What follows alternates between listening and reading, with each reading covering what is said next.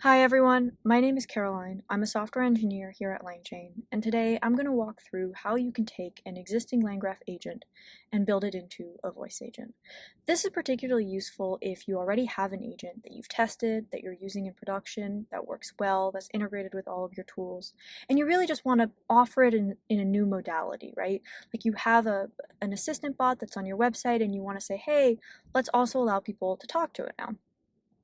So if you're not familiar with LangGraph, I highly recommend that you check out our docs first, walk through this quick start guide in order to get acquainted with all of the LangGraph fundamentals that we're going to be using today. To build our graph agent into a voice agent, we're going to be using a framework called Pipecat.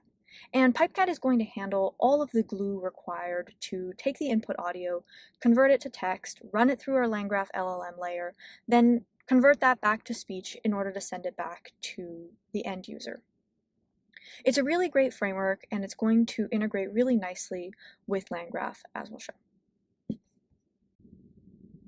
So to get started, I've built an agent here that is a customer support agent for a gym membership. Think the kind of gym membership where you have a certain number of credits and then you spend those credits to book classes. So this agent in particular consists of 4 specialized agents. A triage agent that initially takes the customer's request and then dispatches it either to a cancellation agent to cancel the membership, a credits agent to check on the number of credits that you have left, and a booking agent that allows you to book a class.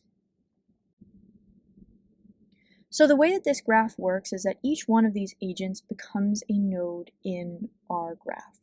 And looking at our graph construction here, we can see that we add an edge between start and one of the nodes. And the way that we decide which node we're going to is based on what is currently stored in the state as active agent.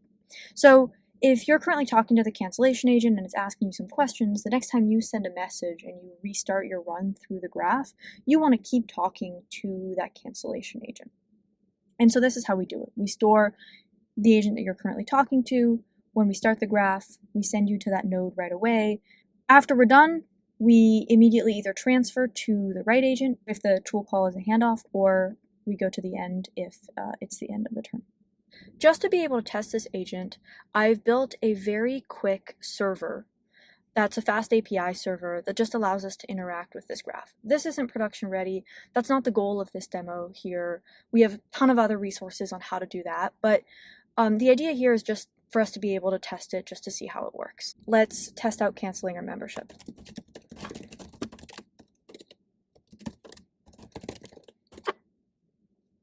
As you'll notice, we're first talking here to the triage agent, and then now we've been handed over to the cancellation agent in order to handle this cancellation request. So we're going to give it dummy data. It's all backed by dummy data anyways. The tool calls are real though. Okay, membership successfully canceled. Awesome. Okay, so in LangSmith, we can see the trace for the latest run that I just went through. Here you can see my request to cancel. You can see the AI deciding to transfer to the cancellation agent, asking me for my membership ID, and then the second turn here where I responded with my membership ID, it calls the cancel membership tool and confirms to me that my membership is successfully canceled. The purpose of inspecting the traces here is just to be able to show that the agent really did go through all of the steps, the graph works as expected, it's calling all of the right tools. And at this point, nothing should be new. This is pretty standard LangGraph. It integrates directly with LangSmith, and all of that setup is incredibly easy to do. So, with that said, it's time to make this a voice agent. Let's do it. If you want to follow along, the code is linked in the video description. And to get started here, I've set us up with a very, very basic Pipecat voice agent. It's pulled directly from the quick start guide that's in the Pipecat docs. So if you want to repro these steps yourself, you can just step through here. But essentially what this does is it sets up a pipeline. And a pipeline is a way for us to chain together, among other things, a speech-to-text layer that's converting the speech down to text, an LLM layer. This is right now just an OpenAI right here, this is just currently an OpenAI agent, no LangGraph, no graph yet, but this is going to be the brain of our voice agent. And then a text-to-speech layer for converting the output of that LLM brain into speech that can be played to the user. What's great about Pipecat is that it's also going to handle automatically for us voice activation detection. So figuring out when the user is done speaking, therefore when we should kick off a new LLM response. And then it's also going to handle interruptions for us out of the box. So if I'm speaking and then the agent speaks and then I interrupt the agent midway through its response, Pipecat is automatically going to handle, cutting off the assistant's response, and then also truncating the context so that on future LLM calls, we're only holding within our messages context what the user actually heard versus what was generated by the LLM layer. This is really important in order to maintain like a coherent conversation, because you want that context to be faithful to what the conversation actually was, not, what the underlying mechanics, what steps they were at. So in order to make this voice agent run our LangGraph brain instead of just an out-of-the-box OpenAI agent, we need to replace this LLM layer with our LangGraph agent. And in order to do that, I've written a LangGraph LLM service class that overwrites or that wraps the OpenAI LLM service and overwrites the process context function to use our LangGraph agent, that particular graph, as the LLM layer instead of just the out-of-the-box OpenAI one. So first things first, let's just go replace the OpenAI LLM service that we're using with this new LangGraph one, and then we're going to step through what this does. So within voice, let's do LangGraph. And then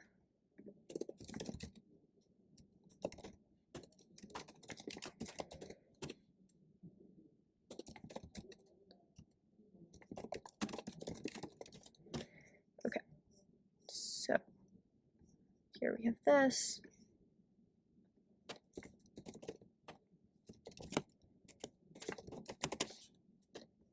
Okay. So I wish it were as easy as saying, ta-da, we're done, everything's going to work out of the box now. But there's one important caveat that we haven't addressed yet, which is that if we step into this build graph function, we're currently using a checkpointer.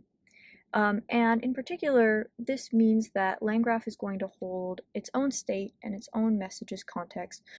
And this is an issue for adapting it to the voice modality because Pipecat is also going to store its own context with its own messages.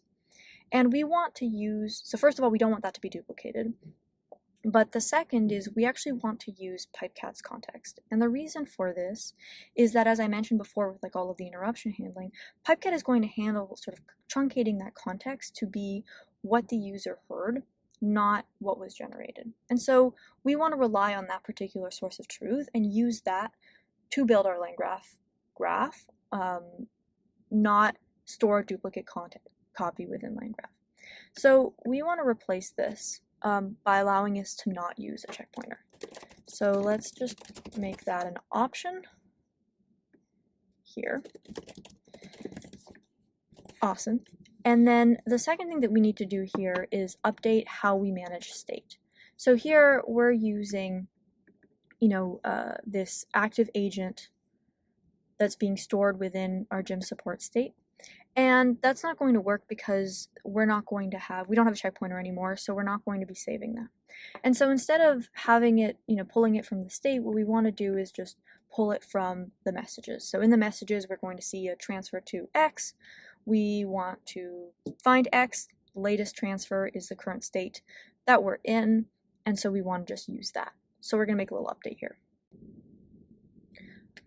Okay, so I've updated the code here to do that, and as you'll notice now in our route initial where we're going to the right agent, if we're in the cancellation agent and we're midway through canceling our membership, we want to stay with that particular agent and have that agent handle our next message.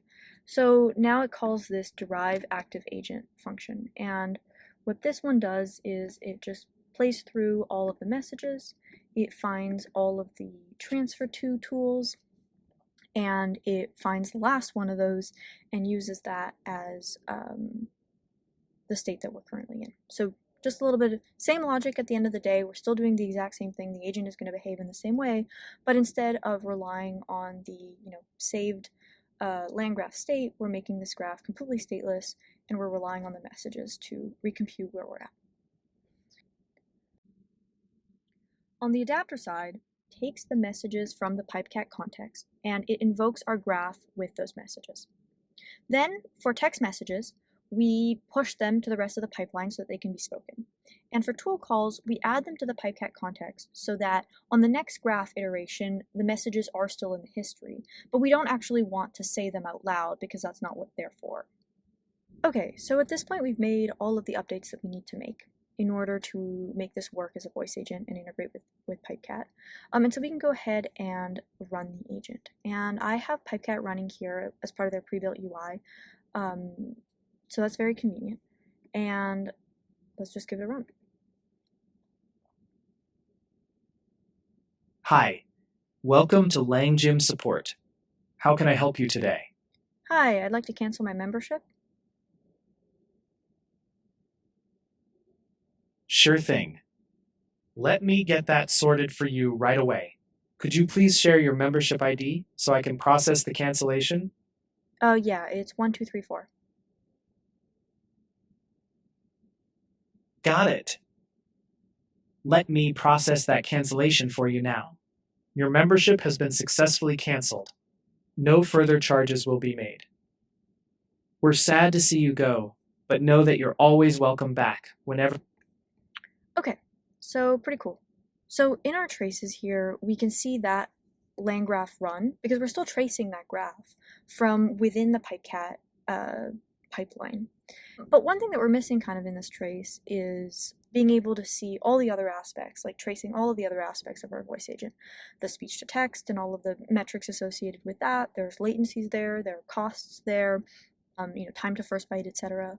And then we're missing also the text-to-speech generation as well, and most importantly, we're missing the audio file. At the end of the day, like the source of truth for this agent is the audio, and we currently are not tracing this, which is a huge gap. We're going to head to the LangSmith Trace with Pipecat documentation. It's under Voice AI Frameworks and then Pipecat, and what it is going to do is provide us with a span processor file that we can download and put into our code in order to trace this application, our Pipecat application, to LangSmith. Pipecat actually emits OTel traces. And so what this processor does is it captures those traces and it converts them to LangSmith compatible attributes in order for them to show nicely in LangSmith. So I've downloaded it into my code, and we're just going to set up this processor to be used in our code. The key thing here is that we are now using this span processor, and the other thing that I wanted to flag is enabling tracing here. This is what emits the Pipecat tracing, and this is what we need in order to be able to convert it to our LangSmith attributes, but we need Pipecat to emit those traces first. So make sure you set enable tracing here, and that should work. Hi, welcome to LangGym support. How can I help you today? I'd like to cancel my membership. Of course. Let me take care of that for you right away.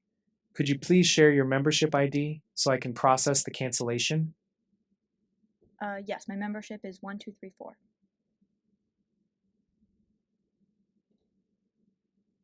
Let me process that cancellation for you right now.